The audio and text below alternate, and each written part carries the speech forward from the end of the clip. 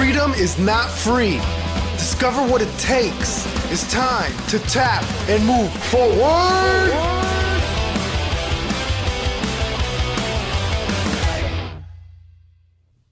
Hello and welcome to Tap and Move Forward. I'm your host, Lynn Shelley.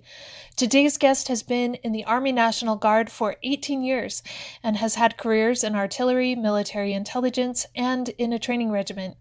He is deployed to Afghanistan and currently is a PhD student studying organizational development and change. I'm excited about this episode because he was one of the integral members in creating a unique program called the Joint Leadership Summit. I personally was able to be a part of this program, and it changed everything for me.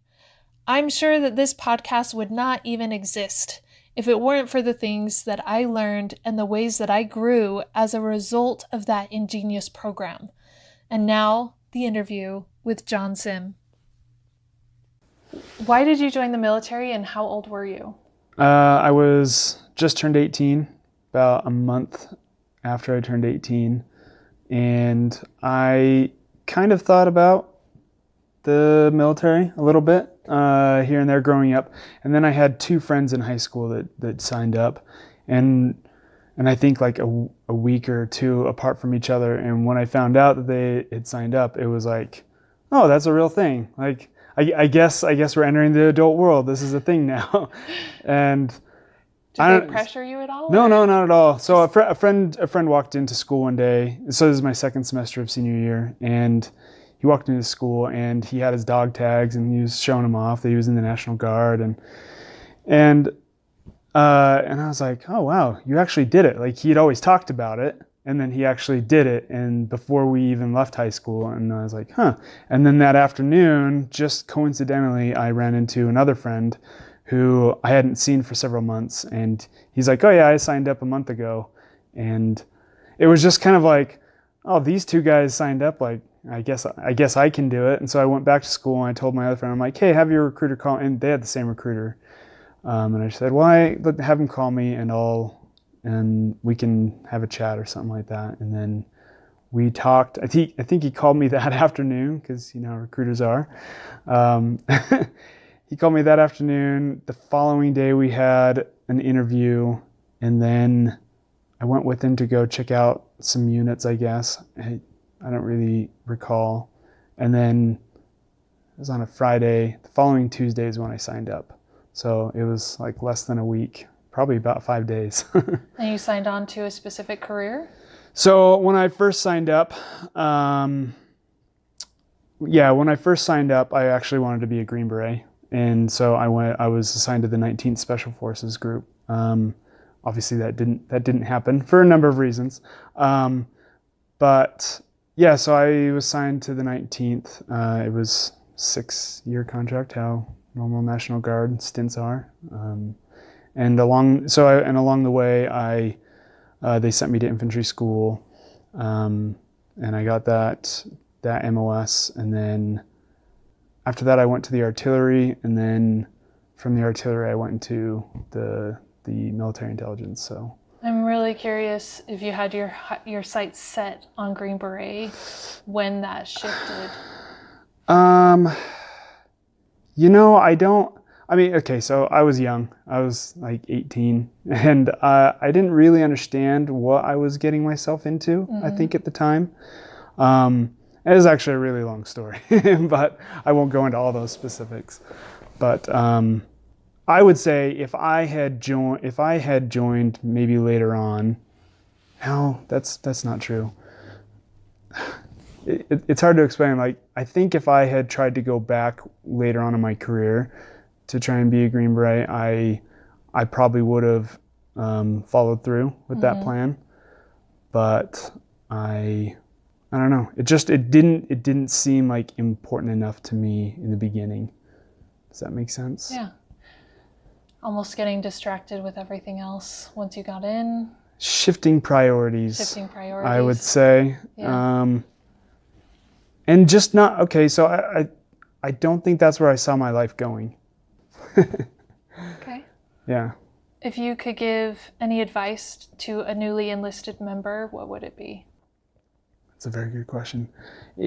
Another way to ask it would Yeah. be, if you were to go back to yourself, just starting your career, and give yourself a piece of advice, what would you tell yourself? So one thing I've really learned along the way to not is to understand there's like no one set path, and the things that you may fail at along the way towards like a certain path, you will learn a lot from yourself, and you will find something new. You'll be challenged along the way. You'll fail, but it's better to understand like failing versus failure in my mind. If you think of yourself as a failure, it's this static thing. You'll never rise above that status. But if you see these moments as failing, it's just a process, and you can get through it, and you can move on to something else. And if something doesn't work out, like, okay, so there's probably a good way to talk about the whole Green Beret thing. When I first decided that I wasn't going to go down that path, I kicked myself a lot. Because I had told people in high school that I was going to go and become a Green Beret, and it was important to me. And then along the way, when it didn't become important to me, I thought of myself as weak and a failure, and I think it affected me for a little while after I left that. And along the way, I've had enough failures and successes in the military now that have taken me in different paths, that, how do I put it, that I've realized there's no one set way, and and I don't want to say it wasn't meant to be for me to be a Green Beret, but I wasn't, I'm not upset at all that didn't happen. The way you said that, it almost sounds like your experience with failure kind of had an impact on the directions that you chose. Oh yeah, for sure. Yes. So, I mean, obviously that's not the first thing I failed at in the military. I went to, at one point I was sent to air assault school, and I thought I was physically ready, and, I was in decent shape. But I got there, and I had some issues with my knees several months prior, and I thought it'd be just fine. And it was actually during the very first ruck march that we did, a 6-mile ruck march, that my knees were just really in pain. I was trying to make it through. I was trying to keep going, and they basically told us that if they stop, like on the route, if they pull over with the bus and tell you to get on, you're not supposed to argue with them. And anyway, the first time they stopped by me, they're like, "Hey, how you doing?" And I said, "Oh, well, my knees are hurting. I'm okay." And they said, "Are you going to make it?" And I said, "I'm not sure about that, but I'm going to keep going." And they're like, "Well, if you're not sure and you're not like focusing on that, then you're never going to make it." And then 2 minutes later, they pulled over the bus and told me to get on because I was too far behind. And so basically that was my dismissal from the course. And again, I felt like just absolutely terrible. But the one thing I think I took from that was I needed to be in like much better physical shape. And I came home with a serious dedication to always get in the gym 4 or 5 times a week, to always like take care of myself. So with my knee, don't neglect the issues with my knees, and so I've, whenever I have issues with my back or my knees or whatever, I always make sure I get physical therapy or something like that. And it usually puts me back in the game, and I can keep going, and so far so good. But the other thing too is that, because you were saying, you asked the question of failure that has changed my mind, or what was your question? Almost led you. Yeah, so led me into a different path. So another one was a course that I was supposed to go to. I was just kind of an advanced level course for my job, and it wasn't supposed to be anything physically intensive, and it would actually have put me onto a much different career path that I was kind of excited about. but I had a medical discharge again from this course because I injured my back while I was there, and I came home just devastated. And I think this is the one moment where it completely changed my life on where I took my career and where I'm at now. Because I came home and my boss, Sam, we were kind of talking about it, and I just was kind of depressed after a few weeks. And well, two things happened during that time, actually. He pulled me aside, and, we talked about it, and he's like, yeah, I know you had your heart set on this career path, but it didn't work out. And he said, you're in the AGR program, the Active Guard Reserve program. And he said, this is also a very good career path. And a lot of people have, made very successful careers out of this, and who knows what you're going to find. So there was that. And then also my boss's boss, Sergeant Major Anderson, he was introducing the philosophy of Stoicism to our organization, and for good or for ill for a lot of people, because not a lot of people really liked the way he introduced it, and a lot of people did. I was one of the ones that did. That really changed my mind on how I look at difficulty, how I look at failure and failing, and how I look at challenges. So I was able to kind of reframe this challenge in my mind that it was not the end of the line, but it was something to help me see my life from a different perspective. That it wasn't, how do I put it? There's a quote from Marcus Aurelius that says, what was once the obstacle is now the way, the obstacle becomes the way, or something like that, where through the obstacle that you go through, you can see other paths, you can find other answers. Probably not doing that quote very, very good justice right now, but...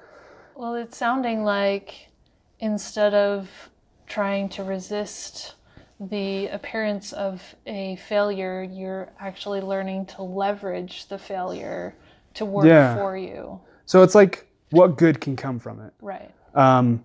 So actually, and this relates to Jocko Willink quote, where he talks about, on his podcast, he talks about good, that in every problem, there's going to be something that good comes from it. And I mean, that relates directly to this, this Stoic philosophy where, you need to see these problems not as problems, but as, maybe answers to the question you should have asked, or a question, answer to a different kind of question that's happening in your life, if that makes sense. So, so I saw my career in a completely different light, and it was actually in my study of Stoicism that I kind of stumbled onto the program I'm going through right now in school, organizational development, that honestly has changed my life and my career, to be honest. So Stoicism inspired you on a path that led you to organizational development. Yes. It in kind of two different ways. One, because I was deeply intrigued with the philosophy, so I started, doing a lot of reading. And like I said, in the organization, for a lot of people didn't really, there's some people that didn't respond well to Sergeant Major Anderson's, campaign, delivery of it. And a lot of people that did. But the one thing I would say that came about it, the most important thing, was that we were actually debating philosophy in the organization, rather than talking about some of the bad cultural problems that we had in the past, if that makes sense. So I feel like it really kind of changed our atmosphere.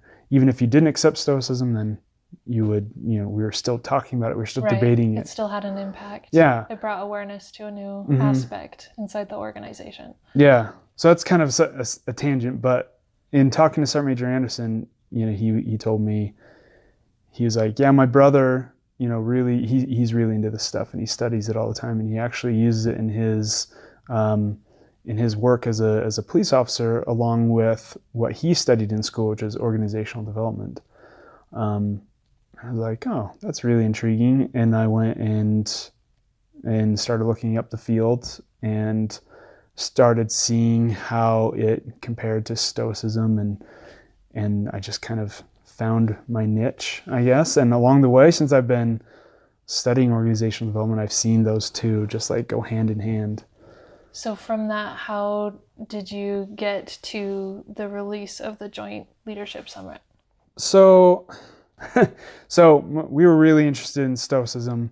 Me and a couple friends, and so we wanted to create a conference, kind of like a week-long conference that didn't talk just about Stoicism, but talked about resilience and Stoicism, and like a whole bunch of different like psychological approaches, right? So there's cognitive behavioral therapy, dialectical behavioral therapy. We looked into mindfulness, like the whole Mindfulness Research Center. We reached out to them. A number of different people from Stoicism to all these different other fields that, all kind of combined for, resiliency, which is still kind of a buzzword, much bigger buzzword about 4 years ago when we tried this. Anyway, so we built this whole week-long series of workshops and presentations, and we weren't sure what we were going to call it. And my friend Jason was like, we need to call it Stoicon. And I'm like, oh my God, I love it. Okay, so we pitched it to Sergeant Major Anderson. He's like, I love it, let's do it. We had everything lined up. We had like all kinds of speakers and workshops and like tons of stuff. It would have been a really cool week, to be honest. And 2 weeks before it was supposed to happen, JAG came down and said that there was no funding for it. There's a few other things I won't go into, but a few other things that stopped it. And again, huge kind of devastating blow to me, because I was like, oh, I just spent the last like 6-7 months planning this, to the point that we had developed a logo, we had developed like all these different things and products for it, and we had a lot of different people, and I had to just kind of jump through my butt for the next week, calling all the presenters that were supposed to be. We had one guy who was coming from England, one guy who was coming from Canada, that both talk about Stoicism, and it's an interesting thing with them. I'll talk about it here in a second. But so I had to cancel all these people, and they had to cancel their flights, since we had to pay their cancellation fees and all that. So yeah, getting on tangent, a lot of stuff that we had to go through, a huge blow. But there were several great things that came from that, though. Again, I didn't let it. At that point, I think I was a lot more mentally prepared, and I didn't let that affect me. And we even Sergeant Major Anderson asked a couple weeks after that, and he's like, are we going to try and plan Stoicon 2015 or something like that? And I'm like, oh, okay, maybe. But so 2 really good things came from it. Number one, the guys that I had been coordinating with that were going to come and talk about Stoicism at our workshop, they're involved in their own. They run a thing called Stoic Week out in London, England, and it's really become kind of a big thing since 2008, or right around that time, I want to say. Anyway, for over the last 10 years, I think it's grown in popularity, and they actually took on the name Stoicon for their Stoic Week. Nice. And so I've only chatted with one of them since then, and they told me that they had appropriated the name. I'm like, well, someone's got to use it, so it sounds like a great name. But I'm really happy about that. So Stoicon exists somewhere. So Stoicon exists somewhere. Not fully mine, but that's fine. I think it's great. But the other thing is, so how this led to the leadership summit that we run now is, we were talking, it was about a month or two after the whole thing had kind of crumbled, and me and a couple of friends, and we were like, that had kind of planned Stoicon, and we were wondering if that's what the Guard actually needed, if that's what the Utah Guard actually needed, because Stoicon just kind of came out of the brains of a few of us that, were sitting there planning it. And we didn't get a chance to run it and see what people's reactions were, but we were kind of questioning, well, are we the ones that can say this is what the Utah Guard needs? Just the few of us. And we decided, no, we need to get more people involved. And we started talking about running a leadership course. We were talking about like designing our own leadership course. And, but again, we kind of came back to that same question, how can we say what the Utah Guard actually needs to get better, to progress? And not to say that we were in any bad state, but how do we keep advancing the organization, and not just stay in the status quo?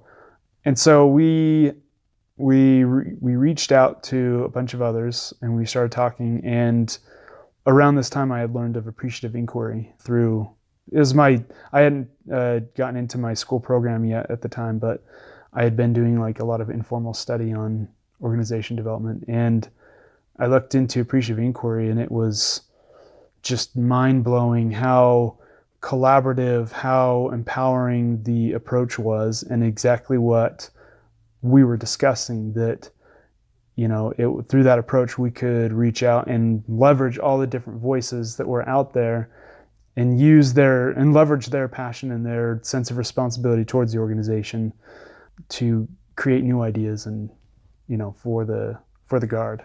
And that's kind of how we led into that leadership summit. Can you talk a little bit about the leadership summit, about what it is?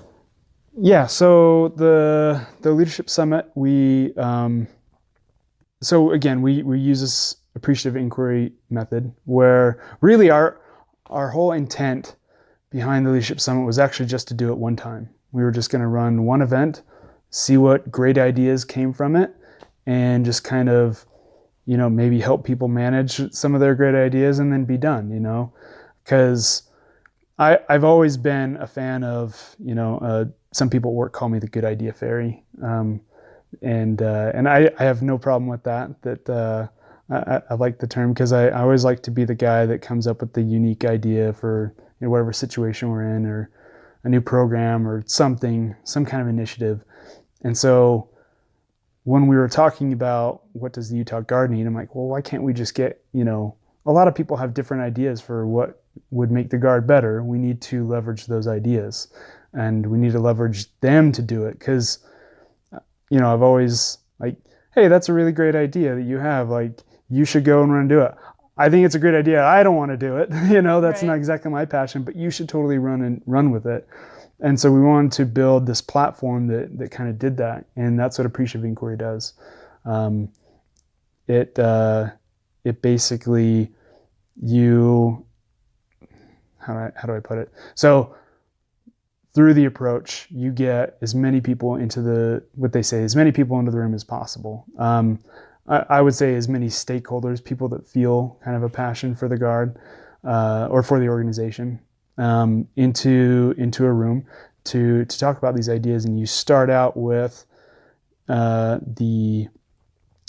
by talking about what is going right with the organization. So best practices and their root causes.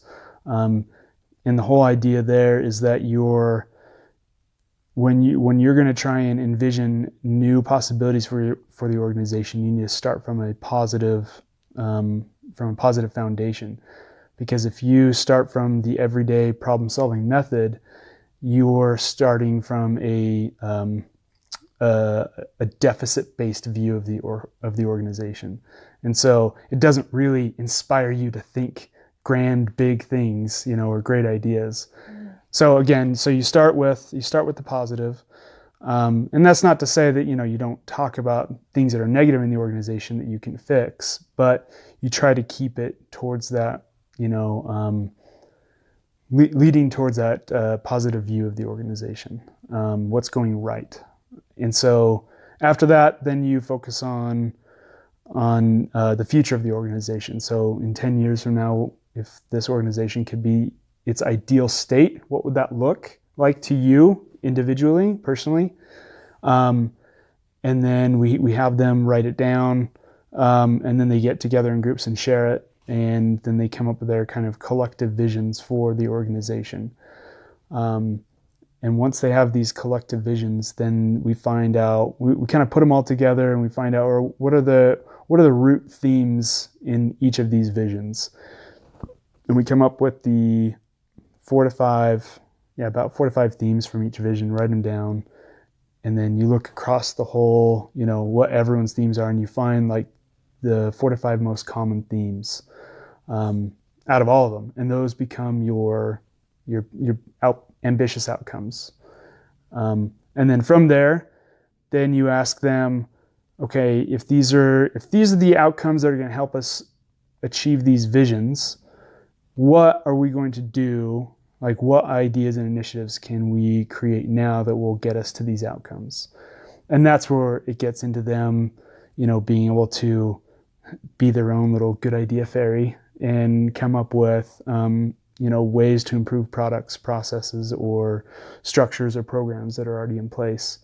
And then, so that initial summit, we got probably, I want to say somewhere around 40 people from all over the organization. And it started with just the Army side of the Utah Guard. And we had tons of ideas, but we had about 8 groups, 8 groups of people with their own initiatives that they wanted to develop to make the Utah Guard better. And after that, we had them pitch them to Sergeant Major Miller at the time, who was our state sergeant major, and then after that to Major General Burton, to get their buy-in, because obviously they're the strategic leaders for the organization, and it needs to be something that falls under their guidance and falls within their vision for the Utah Guard. So, and then kind of going back, so we were thinking it was just going to be like a one-time deal. And after that, we just kind of saw this as a unique opportunity to develop new leaders, basically. That we saw this as a way to empower people to run with their ideas and to learn how to network and to find where resources are, to leverage resources throughout the Guard, to talk to different stakeholders. And in that process, they're not only figuring out how, they're not only making the Utah Guard better with their idea, with their initiative, but they themselves are increasing their own effectiveness in the Guard by understanding where resources are, who to talk to, how the structure works, how to get ideas through. And then, but it also gets their name out too. So organizational leaders are seeing these people as the up and comers that are eventually going to replace them. And then in general, like, you're establishing a base of like a new generation of interconnected leadership that can step into these leadership roles running, basically, instead of you promote a guy into this spot and then he's got to learn that. But if we're constantly generating leadership that already know what they're doing when they get into these roles, then the organization is going to be much better off. So I have to say, since I was involved once the air came in, it literally changed my career. It changed my outlook on the military, on life. That's and awesome. Now I'm personally interested in organizational development. And I think the most powerful thing for me was it gave me the power to look around my environment and know that I had an influence and an impact. Yeah, definitely. I went through my whole, up until that point, I went through my whole military career feeling like everything was set, everything was structured, everything was solid, nothing could change. Right. I didn't have an impact. I was just there to do my job. Yep. And going through the Joint Leadership Summit, it changed everything. Yeah. And then now I see everything as being able to be pliable or workable other than official rules and regulations. Yep. But the structures that surround them can improve and they can develop and you can make things better. It changed how I see everything, how I work, how I talk to people. Yeah. Literally changed everything. Well, it's so interesting that people see like policies and regulations as like these set things, as if the leader went out into the wild and found these policies and regulations, that were, hewn from stone or something that, we can't change them. And, because you run into so many people that, will say, well, you can't do that. It's against regulation. Well, why is it against regulation? And if there's a good reason why there's a regulation, then sure, you keep going with that regulation because it still holds value for keeping the organization going. But too many people see a regulation, and even if it's stupid and it doesn't make sense for our current era of working, and if it's not good for the culture, why can't we change it? And I'm not trying to like create a rebellious, generation of leadership, but I want people to be able to look around and say, why is it this way? And can we change it? And how can we change it? Who do I need to talk to change this? What resources can we leverage to make this organization better? How can we change this program, this product? And it really gets you to see the world less as like this static thing, but an always changing thing. And that's something that's been huge for me in my, not only my career, but the way I see my outlook on life too, like you said. Yeah, it's sounds like an underlying theme through the whole conversation. Once you understood how to take a failure and leverage it for your good, then you just did it, replicated over and over again until you were teaching other people how to do it, whether it was on purpose or not. It was happening to them just by nature of coming through the process. Exactly. So what has changed for me, and this is something I've also been studying in my own program, is how we view the future. I think how we view the future is really impacts how you see change and flexibility in your own life. And failure versus failing is, like I said, if back when I failed in these certain situations, like with the when I decided I wasn't going to go through with the Green Beret program, or I failed out of the air assault school, and then the other school I was going to, when I got sent home for medical, in each of those cases, when I had gone into them thinking that was my only future. Like that was the only path that I could take, and I was so set on it that when that path was no more and I didn't have like another view of the future, that it crumbled me. And it didn't dawn on me till later on through this, that, in order to be flexible, we need to be able to, we can have these certain goals towards the future, but we need to have the flexibility of mind to say like, okay, this is not the only path going forward for me. This is not the only thing that I can be, or, so set on it that if I didn't make this, what then? What am I going to do next? And so that's one way that I've kind of reframed how I look at the future.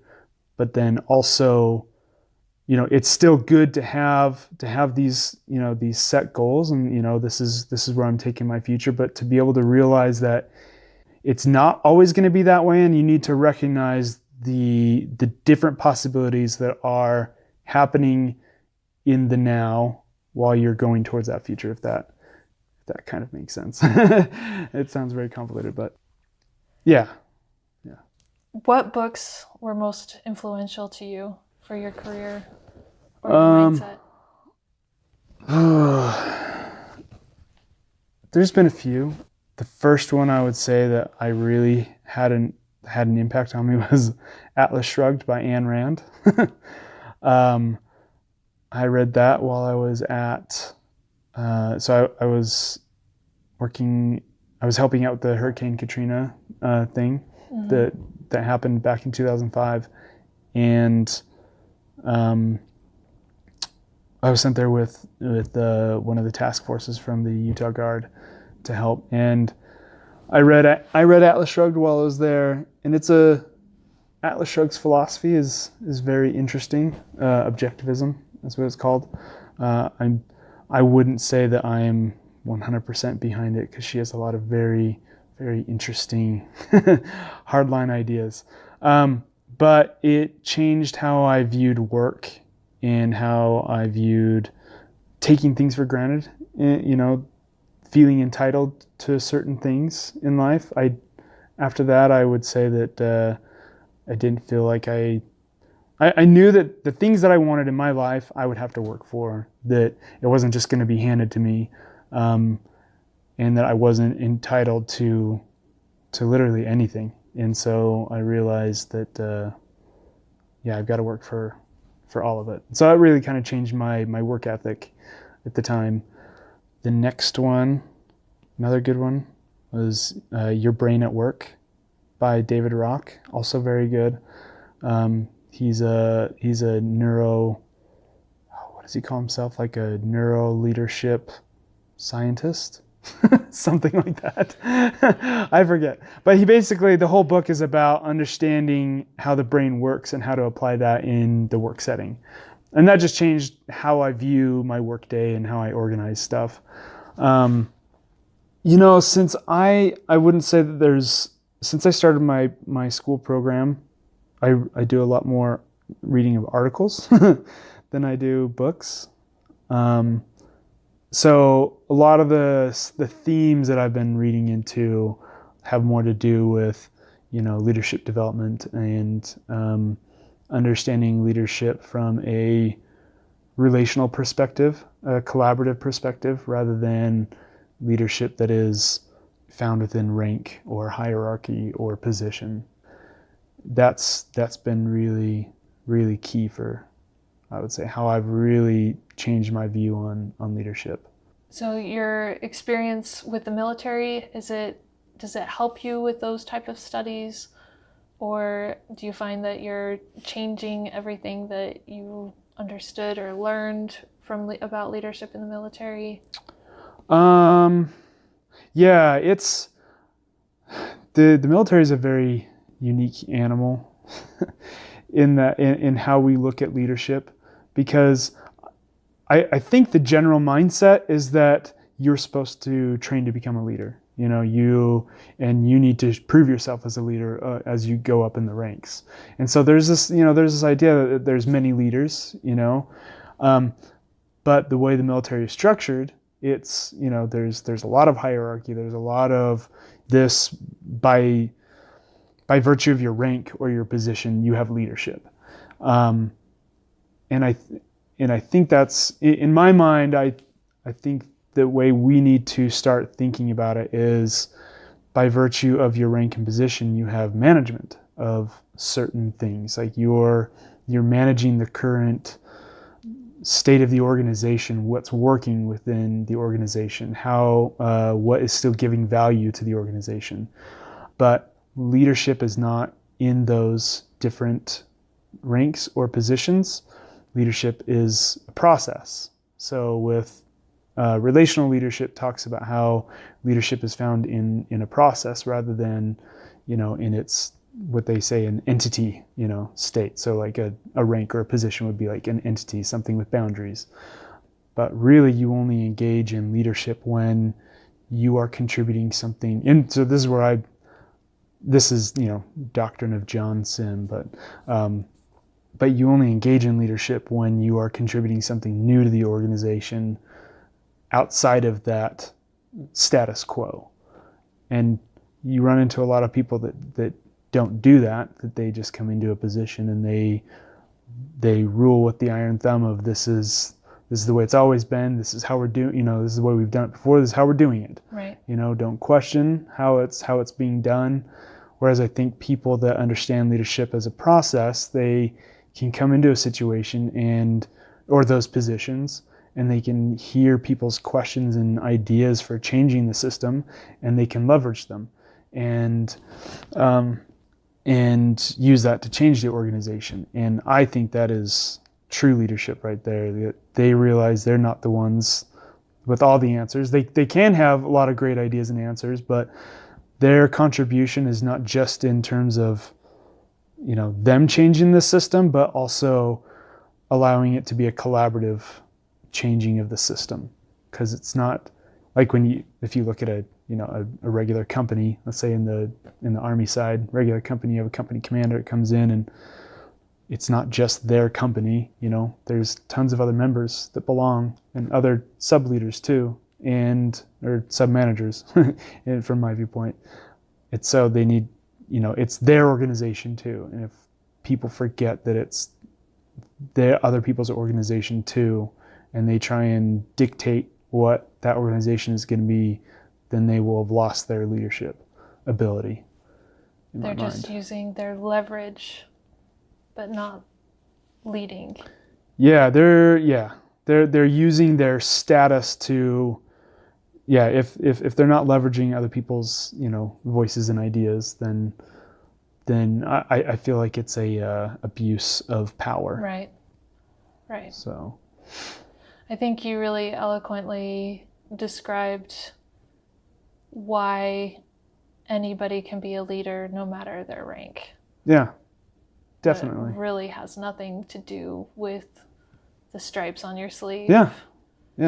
Well, and it's interesting because, like I was saying, that the military has rank and position and structure, and I mean, and so does every other, you know, almost every other organization that's out there. You've got to have something to, you know, follow. But if there's not flexibility, how do I put this?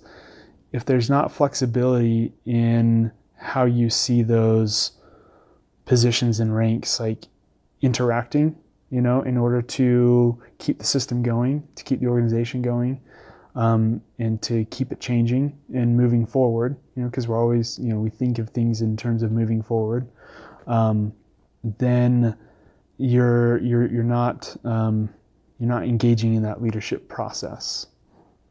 And so, I was going to say, and so you have like, it's interesting because then you have this other mindset that, you know, you need to demonstrate yourself as a leader, and, you know, we're all being evaluated, you know, on the Army side, we receive our, you know, evaluation reports, and, you know, and in what ways have you exhibited leadership? So in that way, it's almost saying that everyone is a leader or can be a leader, right? You know, but I think too many people forget about that and focus on the hierarchy, the rank, I told you to do this and you better do it kind of a thing. Focusing on what's not in their control versus what is in their control. Yeah. I mean, so from my standpoint as a, you know, in my rank now, I definitely, in my new rank and assignment, I have a lot more opportunity to, I guess, dictate things. And I found myself evaluating where, if someone's kicking against the system, you know, to step back and say, okay, is this part of the system that they're kicking against, that they're not following through on, is it still contributing value to the organization? Does this still hold value, or is this a dumb rule? You know, do we need to maybe change this rule? You know, instead of just saying like, hey, you Sergeant so-and-so, you like do it because I outrank you and get in line. You know, you can't think from that perspective, or else you're not going to get anyone to. I don't know, I hate thinking of it in terms of follow you, but you're not going to get anyone to keep being part of the system or contributing to the organization if you treat them that way. Right. Are there people along your career that have been really influential to getting you to the point you are now? Yes. Yeah. I mean, too many to say. I mean, that's a really good question, because I've thought a lot about how whenever people talk about their mentors, they talk about mentors from higher to lower, if that makes sense. So So there's plenty of people that outrank me that, have been my seniors and my supervisors that have really influenced me. Sergeant Major Anderson was huge with stoicism and kind of reframing how I see my work and, my contribution to the organization. Sergeant Major Turville has been a really good friend and mentor along the way. He's the one that pulled me aside after I got sent home from that course for my back, and kind of dusted me off and said, hey, let's think of a different way to see your career. And he's been always in my corner. Sergeant Major Gale, he retires next year. We were really good friends. He kind of helped me see the way my contribution to the organization in terms of new ideas and projects and stuff like that. We were co-course managers together at one point, and over quite a big course. And we, anyway, so it wasn't just about managing the course. It was, okay, how do we, what do we need to change in the course? What good ideas can we start thinking of to make the course better? And that kind of started thinking more in terms of my work in terms of projects. What new project am I always going to be constantly working on? Not just, okay, I did this one project a while ago, I'm good for the rest of my career. Just constantly finding a new project to work on. That's kept me going and really always happy with my work, whatever job I've been in since then. Sergeant Major Nielsen, who's the G3 Sergeant Major, he's also, he's such an approachable person. And he's just taught me a lot about how do I put this, interpersonal, some interpersonal skills, in being a leader and being approachable and in talking to other people and helping them be engaged at work. That all sounds really vague the way I said it, but and also vision and seeing the NCO role versus the officer role. In terms of vision, providing vision for the force, and the NCO role of being the broker of the commander's vision. It's been huge. But like I was saying that before, that I don't see the people that have been influential in my life just in terms of these higher leaders.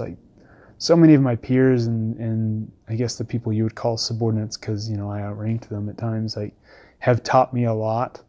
Sergeant Brady Taylor, he's also really good. I started, he was my training NCO when I was a readiness NCO in the company, and when I first got there, whenever I would do our sit-down counselings, I tried to encourage them to actually give me feedback rather than me telling them, hey, here's what we need to fix and change or whatever. So I would always ask them, what's the one thing you don't think I want to hear right now, to try and force some sort of feedback and conversation. That is a great question. And that's an he actually, question, it is. You've got to be ready for that. Yeah. And I was, and he hit me the very first time, because I even told him, I gave him advance notice. I'm like, hey, this is a question I'm going to be asking. I want you to, think about it and give me a good answer. And he said, John, you talk a lot about leadership. And he said, and I think you need to calm down with talking so much about leadership, and we just need to get stuff done here in the company. And I was like, okay, all right, fair enough. And and whether or not that's what I was doing, it, I don't know, helped me think that you can have all this highfalutin talk about leadership, but you have to put it into practice. You have to, get down to business. And I don't know, it changed my mind on that. And so, yeah, Brady Taylor was really good. I mean, a lot of guys that, I don't know, so, I really, it's so hard to keep naming names, just because I see, my good idea is not just my good idea. I was influenced by someone else saying something, that change my mind about something where I thought, oh, hey, that's a great idea. But what if we did this to it? You know what I mean? Sergeant Boss is another good one. Josh Boss, he's always one that I can throw my crazy ideas off of, and he'll rein me in or give me good feedback. There's a lot.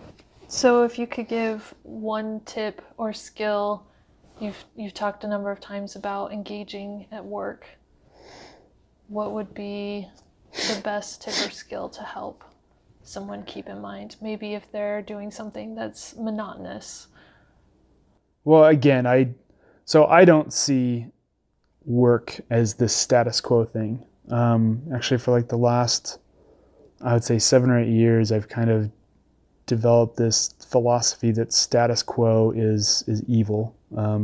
It's an evil thing. What do you mean by because that? That's not the way the world is. People see the world in set terms that, this is the way the organization is. This is the way we've always done it. This is the way we are always going to do it. Okay.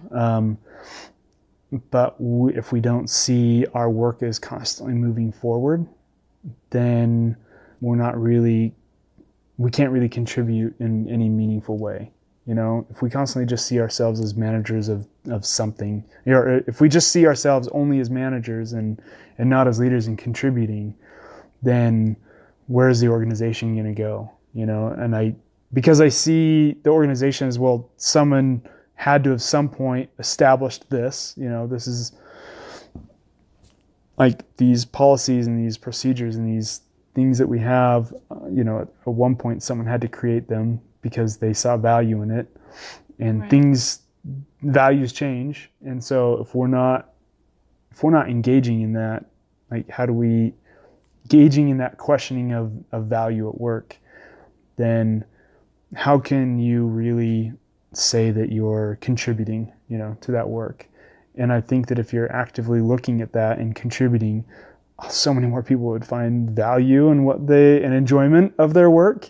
Because it's since I've started doing that I really enjoy my job, no matter what I'm doing, even if it's like just a lot of horrendous suspenses that I've got to find or accomplish along the way. But yeah, I don't see. So for me, I think projects, like I'm always having to come up with new projects. Like when I get to a new position, I try to look around and say, okay, what can I contribute that's going to change this organization for the better? And yeah, I would say that's the biggest piece of advice, to try and look at the world not as, there's a interesting field called process philosophy that sees the world as always in becoming and not in being. And if you see the world as always in becoming, it's always going through a process of change, of us moving forward, then you can see the organization as like a constantly changing thing. And how can you jump in and be part of that and help change it for the better and move it for the better? Does that make sense? Yeah, I love that. I love that. What habits did you learn from the military that still affect you? I don't know, because I don't see so the military always talks about discipline, but it espouses discipline, but really you don't, unless you make a personal decision to figure out what being disciplined actually means. Like, you don't just join the military and they like hand you the skill of discipline just because you've been through basic training. Right. I know so many soldiers that seriously lack discipline in their professionalism, or going to the gym or something like that.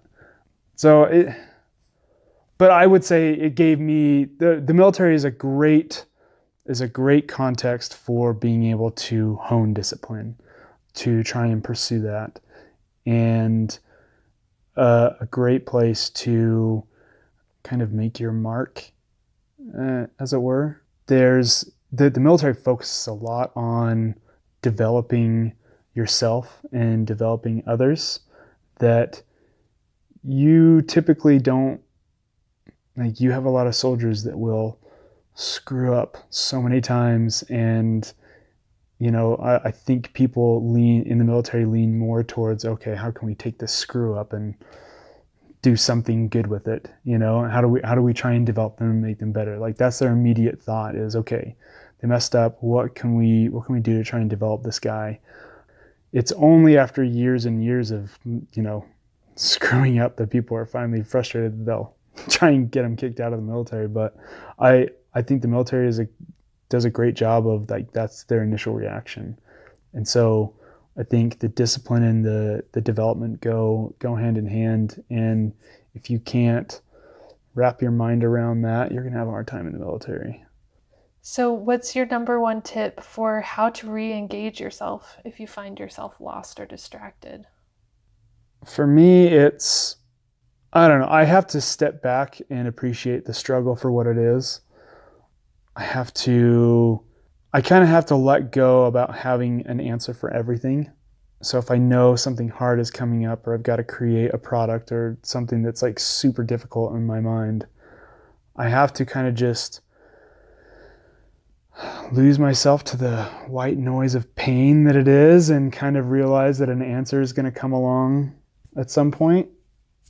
Not just think that there is a set answer for something.